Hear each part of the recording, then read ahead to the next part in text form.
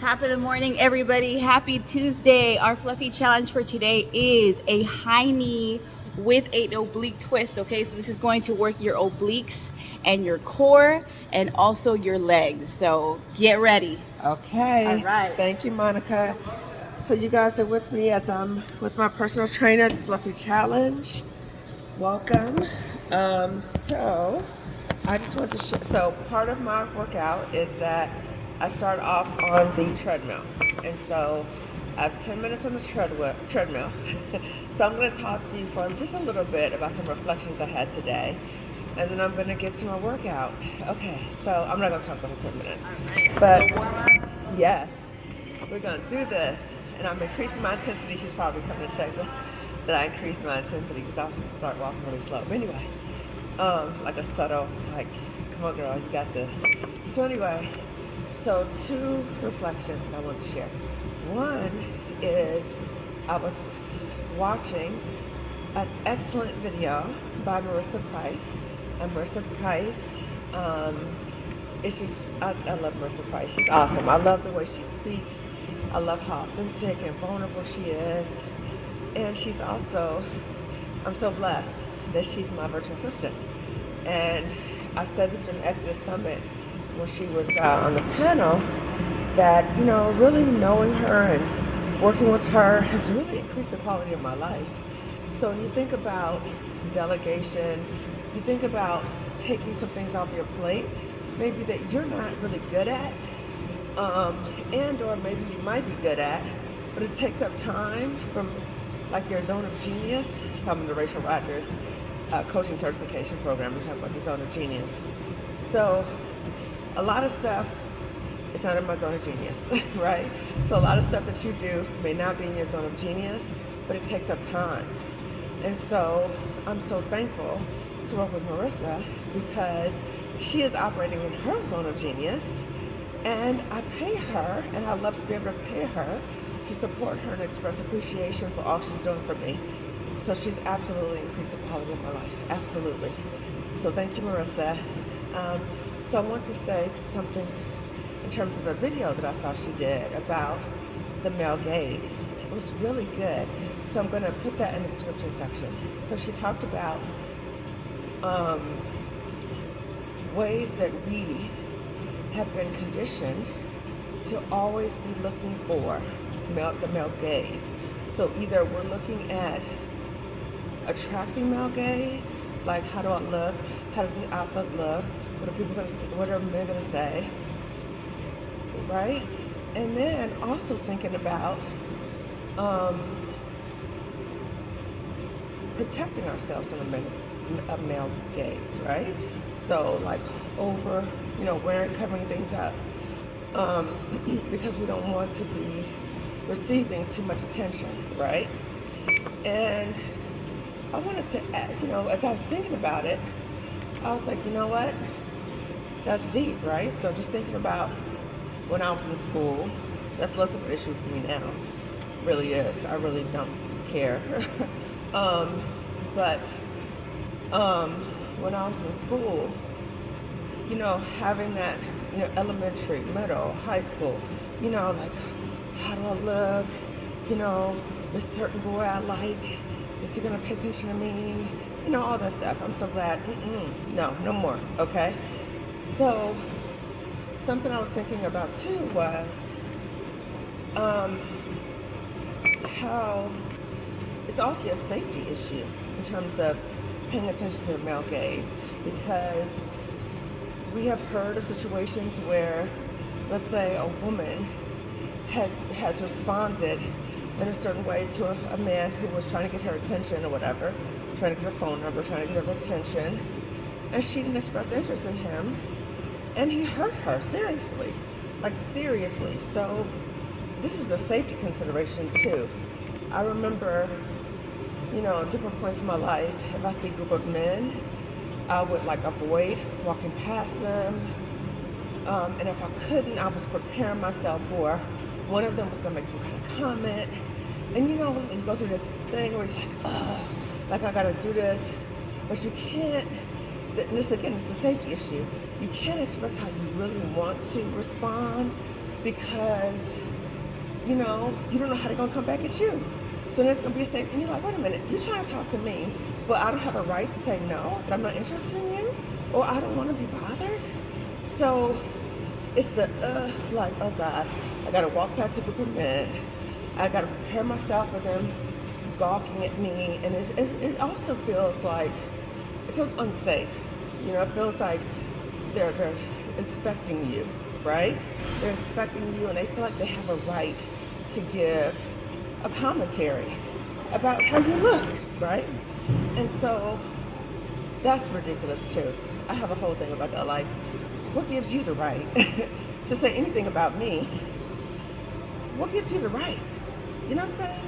So anyway, so walking past and then being prepared for them to make some kind of comment, and then being prepared for how you're going to say what you're going to say, because you don't want to provoke them, which is crazy. Again, you're just walking, you're just living your life, and you have to think about not only how they're seeing you, if they comment, how you're going to respond. So it's kind of like a version of tone policing, like I talk about, like a toxic jobs. So you're like, you know, how are they gonna see me? You know, okay, I'll be mindful how I say it. And then you're looking at your safety issues too. You're looking at, okay, you're scanning the environment. You're looking to see who's around. You're looking, right? So it's just like for women, us as women, just being out in the world often feels very unsafe because of how people feel like they have ownership over us in terms of telling us how we look, or feeling like they have a right to approach us, and that they have, and that you're supposed to respond to them a certain way. Like you don't have the right to say, I'm not interested, or I don't want your attention. It's very disturbing. It's very disturbing. And so I'm so appreciative that Marissa did that video about the male gaze, because I really want us to think about that, and I really invite men to think about how they see and how they treat women, particularly in public.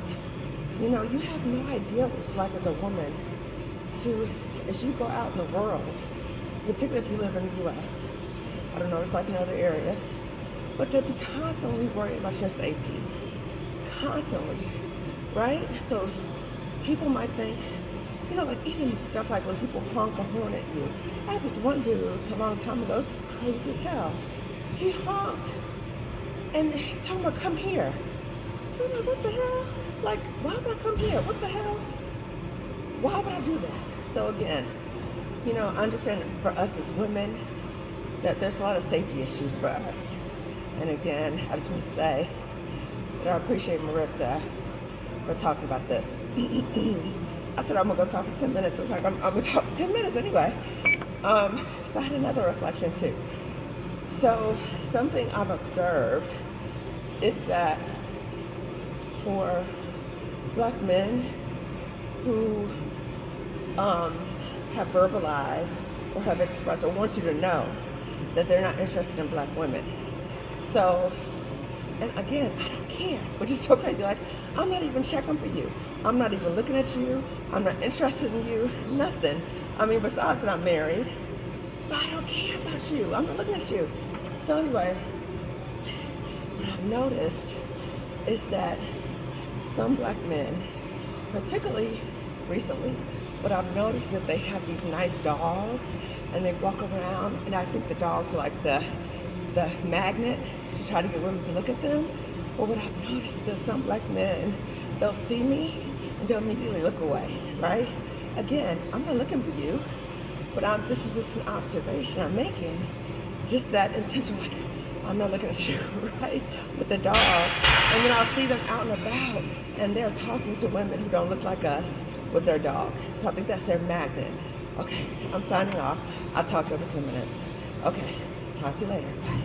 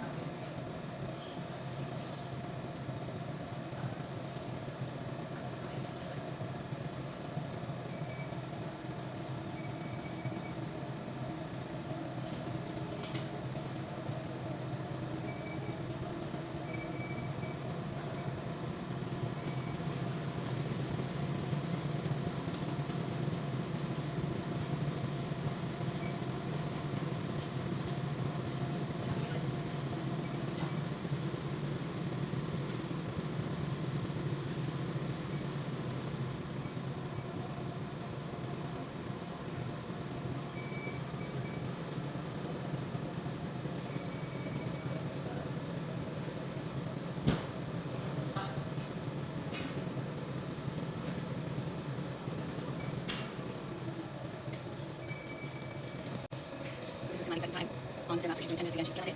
She probably hates me right now, but at the end of the day, how we feel, Kimani? You're almost there. We're almost there. We got it. I know. It's okay. You know what you gotta do? Last week, cover the time. Get it out. You don't see it anymore. We're almost there.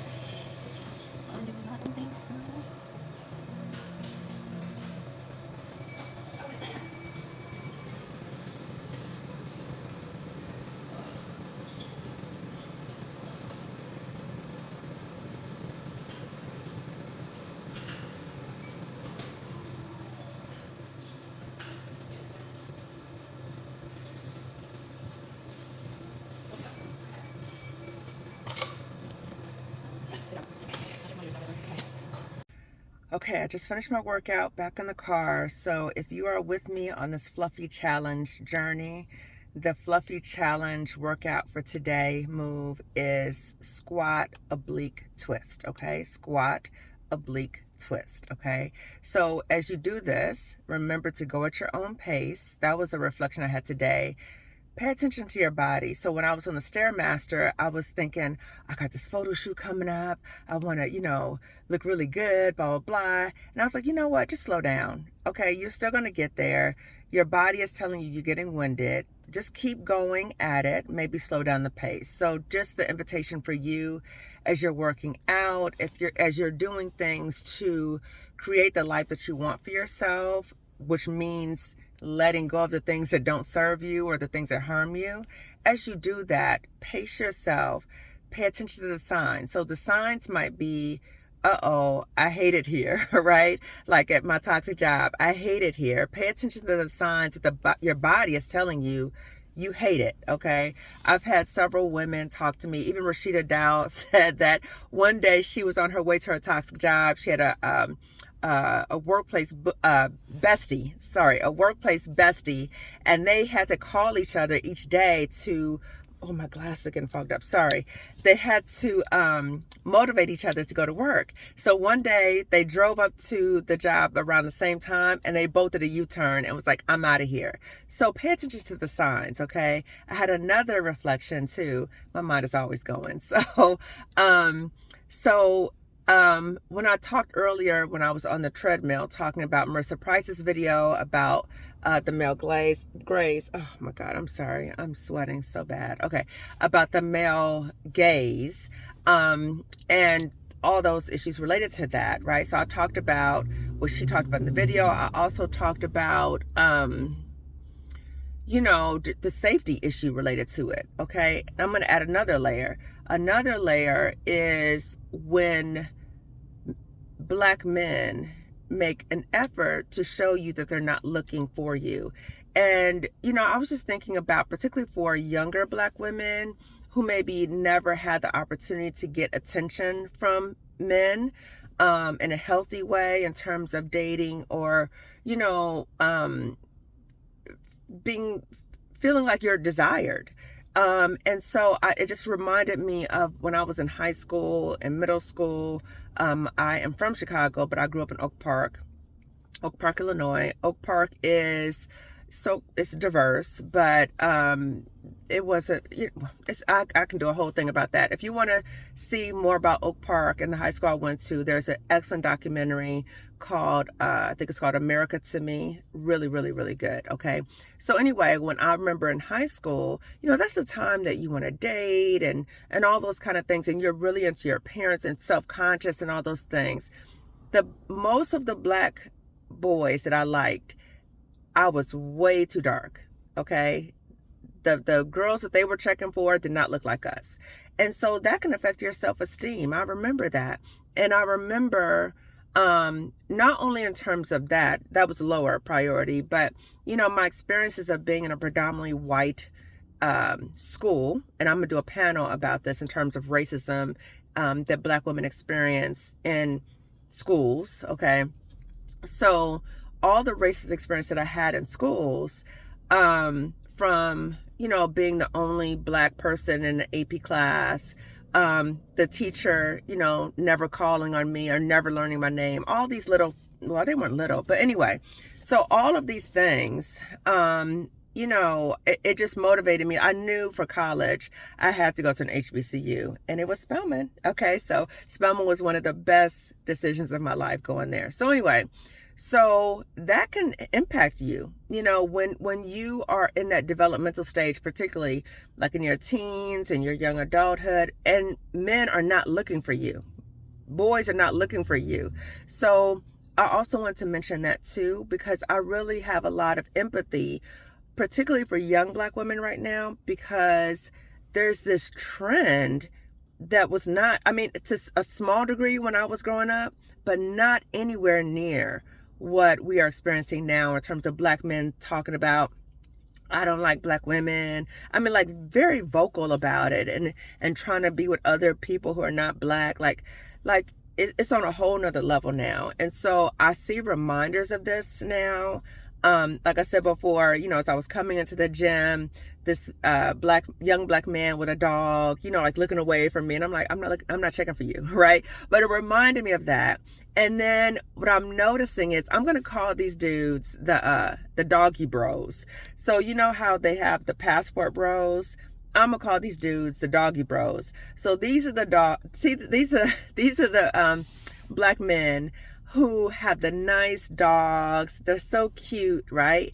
And it's like a magnet, like they're trying to get attention from women, because I've seen them. I see it in action. So they have the dogs, and then they, you know, so a woman will walk by, and again, the women don't look like us, and they'll do something to kind of get attention and get the woman to pay attention to the dog, and they start talking to her, and it's a whole thing. Okay, so the doggy bros. I've been observing the doggy bros for a while. You may have observed this too. Like, okay, that's an interesting, curious observation. But I wanted to just add that other layer that, you know, there's so much complexity involved with the male gaze. And even if you're not insecure, it can make you feel insecure on some level. So, you know, particularly as you are in a certain developmental age, you are looking for that on some level, right? You may want to date, you may want to be in a relationship, and I'm talking to women who are in heterosexual relationships. You may want that, and then what does that mean when they're not checking for you at all? Okay, so that's problematic when you have groups of black men who say they are not even checking for black women. That's very concerning. But anyway, that was my reflection. But I want to say to you, black women, I don't care how old you are, that you are worthy. You are all that and so much more. Even if whatever about the male gaze, I want you to know your worth and that you are valuable, you are worthy. And if people don't recognize that, that is their loss, okay? Okay, so I'm signing off. So remember the fluffy challenge, the squat oblique twist for today, okay? And give this video a thumbs up. If you have not already subscribed to my channel, please do so. Lifting As We Climb Consulting Wellness Services. And share this video with at least 2 other black women, okay? I think I see, oh my God, I just saw another doggy bro, okay? So anyway, I'm on my way, okay? Thumbs up, subscribe to this video, share this video with at least 2 other black women. Okay, I'll see you later. Bye.